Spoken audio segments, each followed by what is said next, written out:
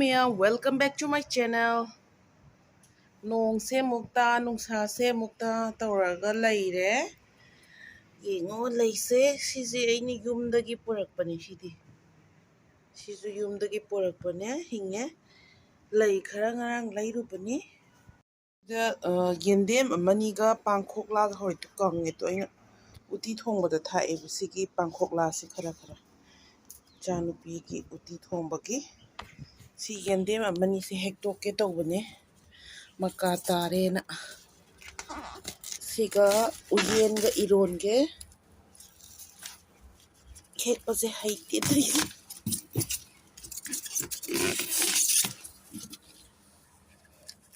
thum he diko keno tawre iba kadi maka tarak bado adu oi yam hobaga nate sijo pambi ani khane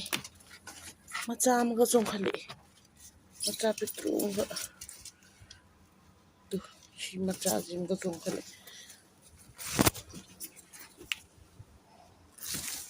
ina nga sembagi sa sembagi kino jingdo he mahi do hijan biye aisi nang nang leirubani sijina lupa chama pi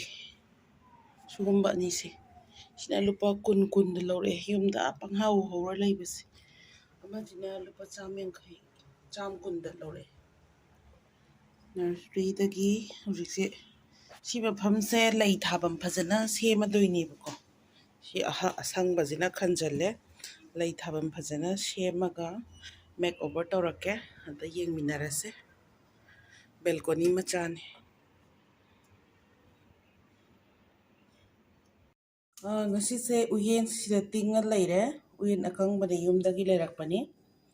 yumda chatlubada adu si uyen akang basiga aduga si yendem ani hom siga koli hawai ga sebot ka tawraga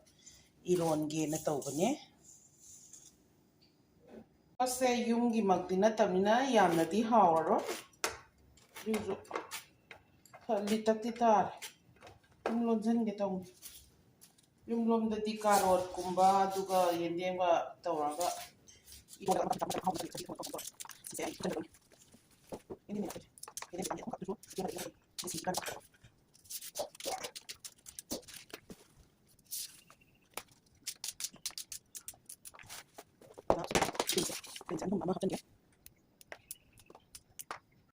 morok atekpa jizu hapsange morok se angangi hingjanga sum sagi be morok sabaga ngamdare anganga injang adum pulli morok kada na sa morok atekpa ama khasi ngaw sila sam thok sarage si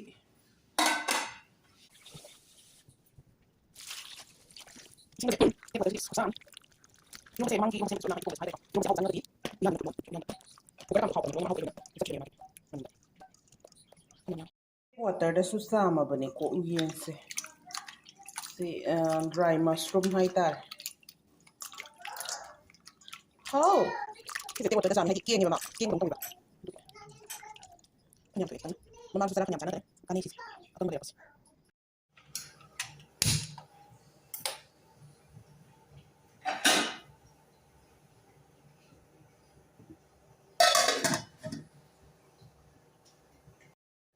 alu haptre ko sebot yawramina alu hapta bidoina tawragena